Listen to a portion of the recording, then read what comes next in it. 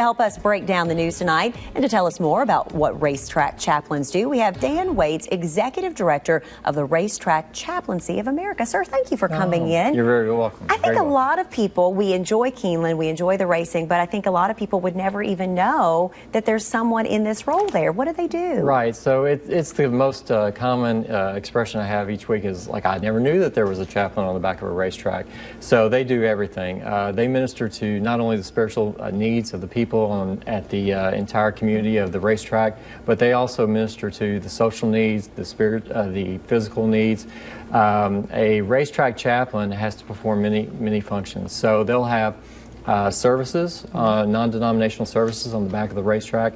They'll also hold Bible studies, but they'll also have things like clothing closets and food pantries, and they'll run sports leagues. You name it, they do it. So you're the executive director of an organization that supports chaplains all across the country. Tell me about that. Yeah, it's an amazing organization started back in 1972, and we have tracks, 44 tracks across the country, both thoroughbred and quarter horse tracks.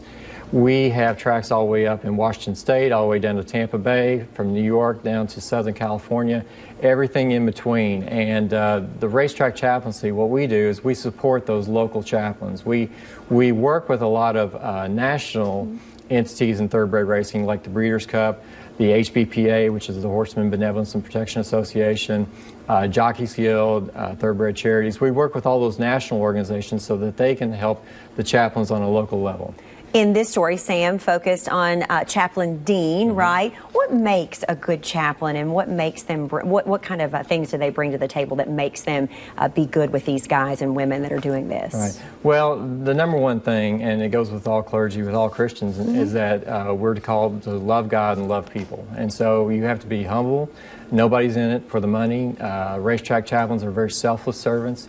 You have to have a heart, and you have to have compassion. You have to have love for everybody at that track. You're not only ministering to the backside of the racetrack, but you're also ministering to the front side, to the executives, to the trainers, to the owners, to the jockeys. So you basically have to meet all needs at a racetrack. I would imagine many of these jockeys, they travel around, they don't have their families with them necessarily. So I would think the chaplain is probably the one constant they know that's going to be at the track, and they can kind of lean on them for all kinds of things outside of the world of spiritually. Absolutely. So the racetrack environment is very transient, and they'll go from track to track, and it's always the chaplain is there to provide that anchor. And so they know whatever need that they've got, whatever situation that they find themselves in, that they can find the chaplain. And the chaplain's presence at the racetrack makes everything exponentially better for everybody. So it says that somebody cares, and it says more importantly that God cares. Well, we know they have a dangerous job. We have seen that, and we can see what happens. So thank you for coming in. Again, this was something when Sam pitched the story idea, we had no idea. So thank you for enlightening us a little bit on it. We appreciate it.